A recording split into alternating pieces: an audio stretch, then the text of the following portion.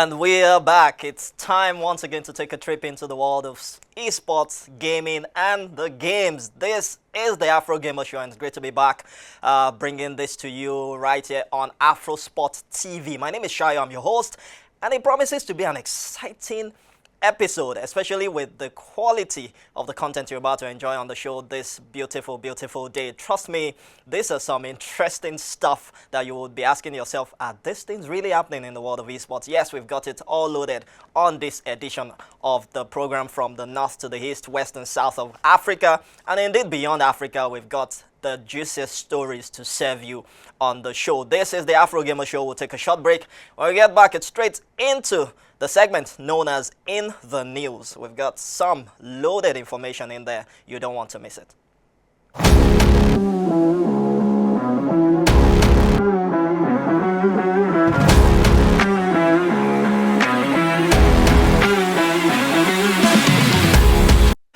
Alright, welcome back. It's still the Afrogamer Show. Shaya is my name. I am your host, and we're getting into the news segment. And the news is the segment we're going into right now. We start from North Africa in Morocco, where it's all gloves off, and you know what that means. It's action time for the Africa Esports Championship powered by the International Esports Federation, IESF. That is a big one happening out there in Casablanca, Morocco, with 16 countries slugging it out for the $100,000 prize pool that's happening out there, and that is in 3 different titles. We're talking Counter-Strike 2 in the open and the women category. We have the Mobile Legend Bang Bang in the open and the women category, and the biggest of them all, PUBG Mobile, would also be going down. This is interesting team event happening in Morocco. We're talking, like I said earlier on, the 16 countries will be slugging it out, including our Nigeria. So we'll be tracking the progress made by the team Nigeria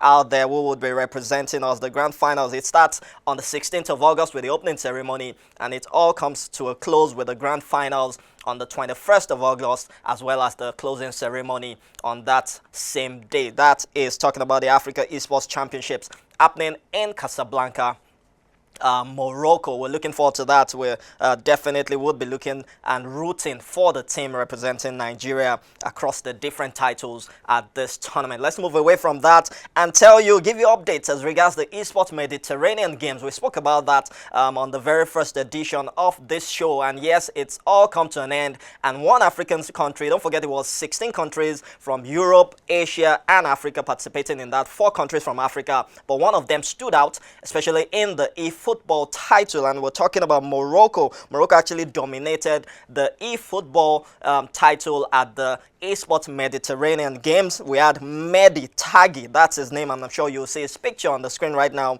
Mehdi Taghi actually won against 8 different opponents. He actually had to surmount 8 different opponents to win. But the interesting thing about his triumph is the fact that he actually started slow with a loss and a draw. So he didn't get a win in his first 2 games, but in his last 6 games, he actually dominated, including that win against Portugal in the final of that one. So congrats to Mehdi Taghi, and that's what in the men's side. On the men's side, and the women's side, it was Ebitsam Fani, that's her name. So register that. She won in the women's category to ensure the dominance of the Moroccans at the Esports Mediterranean Games eFootball title of that particular tournament. Away from Africa now, you know, we added this segment last week, Beyond Africa, that talks about what's happening beyond the continent, and this is an interesting one. Have you ever thought of using gaming to be in the Guinness Book of World Records? Well, someone did it in Saudi Arabia. Well, Saudi Arabia yet again. Yes, indeed. His name is Ibrahim. Al Nasser is from Saudi Arabia. And what did he do? He connected over 400 consoles, over 400 gaming consoles to one TV.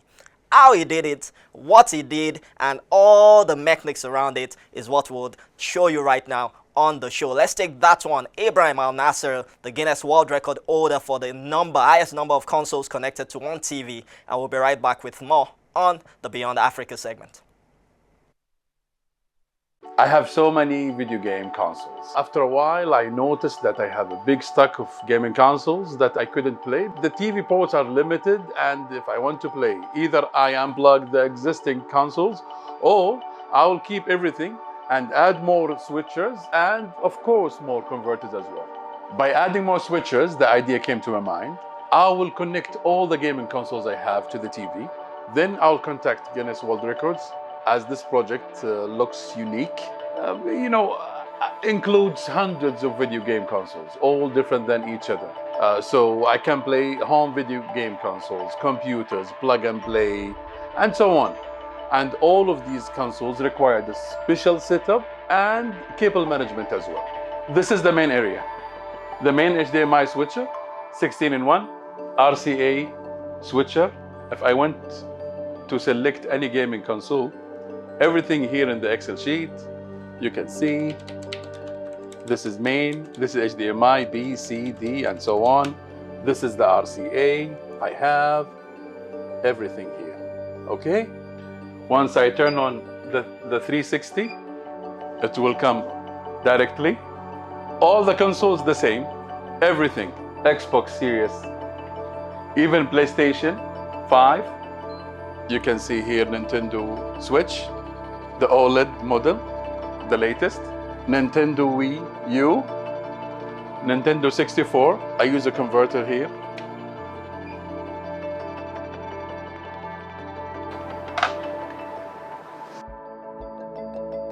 I have PlayStation here, PlayStation 1, PlayStation 2.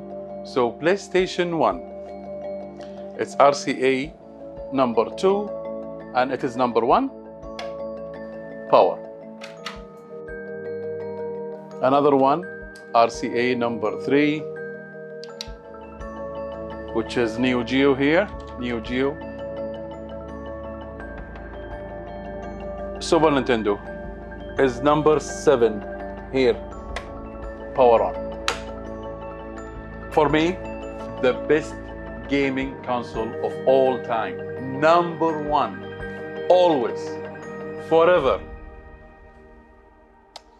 Sega Genesis.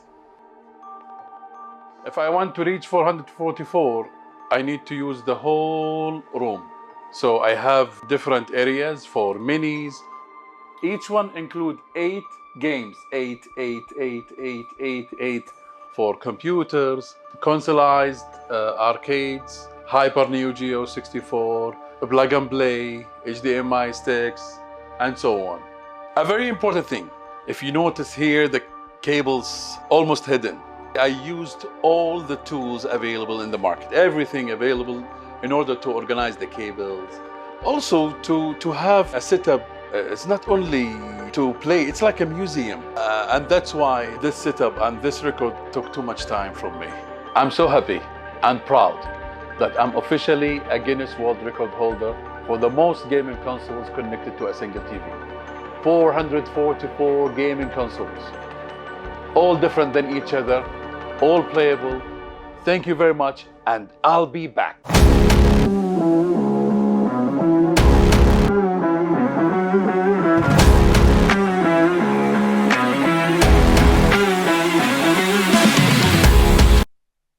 How about that for a show? That was a great one from Ibrahim and Nasser. And it got me thinking, what record can I do? Maybe I should do this show for like 20 hours. Maybe I'll get into the Guinness Book of World Records. Who knows? But definitely kudos to him. He's got his certificate. It was a great feat. I don't know if anyone can surmount that. Even he said he would be right back. And I'm wondering, right back exactly for what? You want to connect 600 consoles or 1,000? We'll wait and see if he would be able to top that which he has achieved already with over 400 consoles connected to one TV. Finally, on this segment Beyond Africa, let's talk about the FIFA which is the esports division of the World Football Governing Body, FIFA. They've announced the first ever multi-title football next-gen event. That's what it's been called, and it's taking place in Liverpool from the 28th of August to the 1st of September. And we're looking at two game titles there, which is Football Manager and eFootball Pro. But the main focus is the eFootball Manager bit, where you would see 20 different managers manage their countries against others. And we're talking of managers from Belgium, England, France, Germany, Netherlands, Portugal, Peru, all across the world, Korea, Republic, and just one country would be there flying the flag of our beloved continent, Africa, and that is South Africa. So we're wishing the South Africans that will be representing us here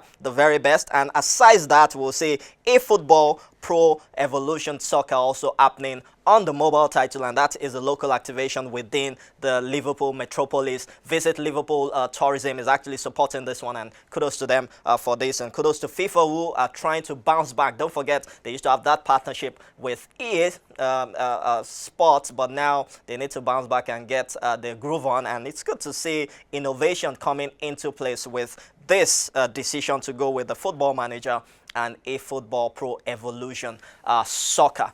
All right, that's it in the news segment. We're moving on right now to the retro segment. And as usual, we always bring you something that either tells you how old you are or how young you are, or even show you something that points to the fact that gaming has existed right from long time ago.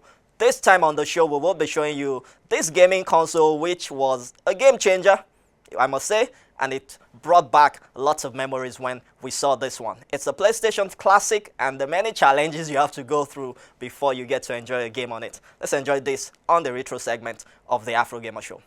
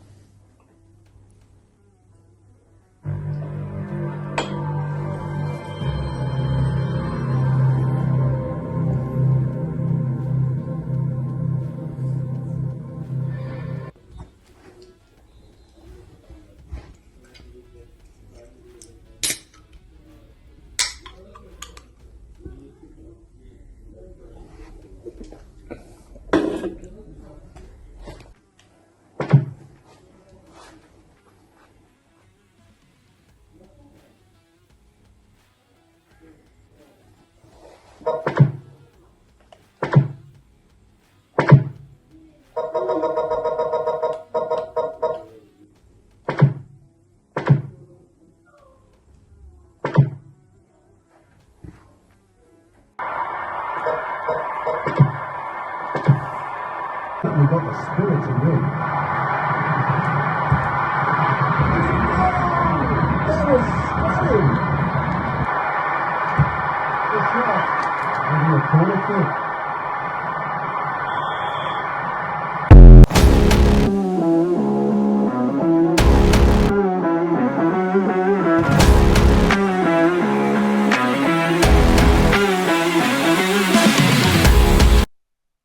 Okay, that was the retro segment with the PlayStation Classic. It's a PlayStation 1, but just a smaller version of the PlayStation 1, which was known as the PlayStation Classic, and many challenges with that console. I tell you, you either bend it this way, bend it that way for it to work. You clean the disc, and so many other challenges to get to enjoy a game on it. But that was good to see. That was good to watch indeed. Well, let's move on to the game on segment today, and we'll be talking about the LG OLED in-store gaming challenge. It came to an end. It was the grand finale just over the weekend, where we saw the 16 finalists slug it out at the LG brand shop in Lekki, which was all about the finals. The highlights from that is on the show today. Let's show you that. We will be right back with the Spotlight segment. LG has been known to be a brand that does gaming for some years now, and we thought that after the last OLED gaming finale, which was done about 2 to 3 years back, we should do something with the gaming community. So we thought of why not doing it in store, where our customers have the privilege to see this product and also have a first-hand experience about what it is like to play game with the OLED TV. So we came with the idea of, okay, let's do it in store. So as our customers come in, they can see the difference between the LG brand and other brands vis-a-vis using the OLED TV for gaming. So that was the most important factor for doing this competition in store.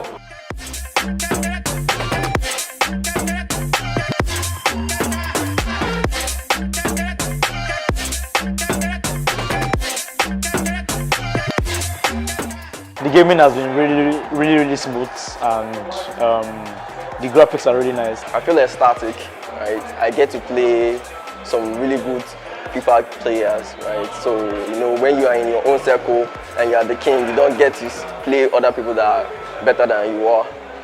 So, I feel excited.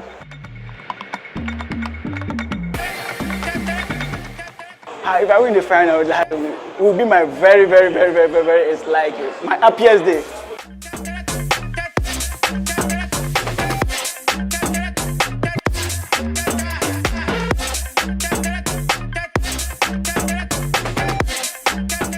When it comes to different features of the LG OLED TV, it comes with a fast response time of 0.01 millisecond compared to regular TVs. It has got deeper blacks. It has what we call the self-lighting pixels, right? That's why you can see it as slim, as sleek, and then its performance is way out of this world.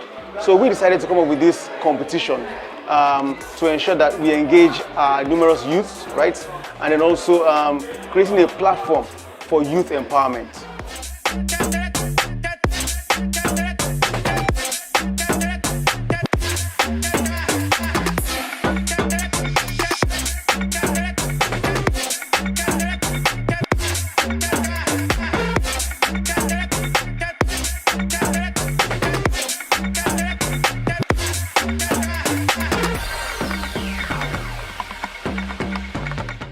The future of this LG OLED in-store gaming competition is basically, we would actually be taking it a step further by taking it to West Africa.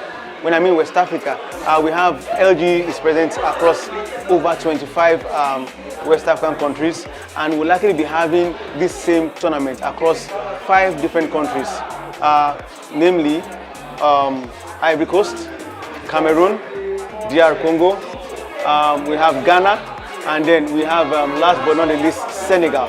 So these 5 different countries will be having this same LG OLED in-store gaming competition, in which the winners will come to Nigeria here, precisely Lagos, to slug it out with the best of the best gamer. Today we had Ibrahim Paul, who emerged as the best LG in-store OLED, the best LG in-store OLED player. And then he would actually be competing alongside other West African finalists. I believe this is actually something unique that no other brand has done, especially a brand in the consumer electronics sector.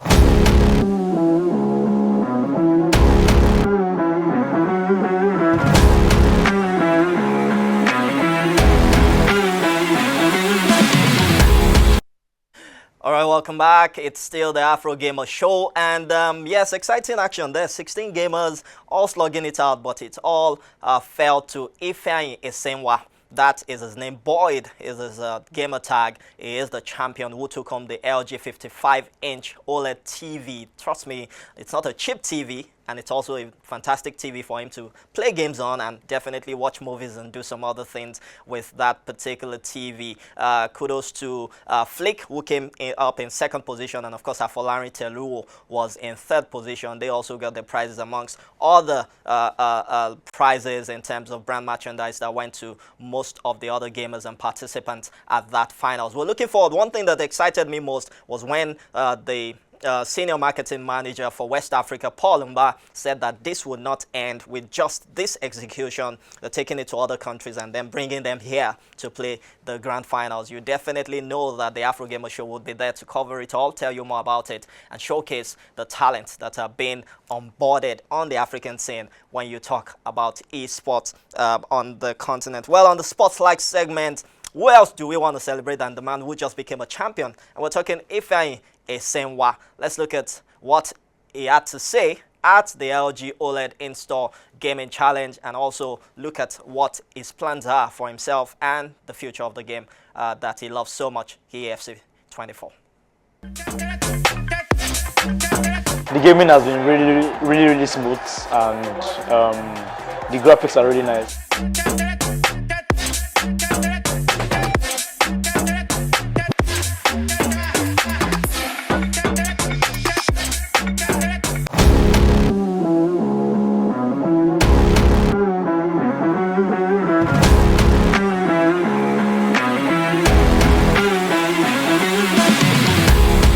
Alright, it's been an interesting journey on the show today, and yes, it's time to go. And as always, we say it's game over, but the truth is not to say bye-bye, but to tell you see you some other time. Last week, we showed you some guys playing on their neighbor's wall. Today, we have someone who took it to another level. This time, he decided to play his game on the Walkway. That is our game over for today, and that's how the show would wrap up. My name is Shayo. I've been your host on this edition of the show. It promises to show you everything, showcase everything as regards the world of esports, gaming, and of course the games, and it is definitely one you don't want to miss and you want to tell someone about it. I'll catch you next week on another accelerating edition of the show.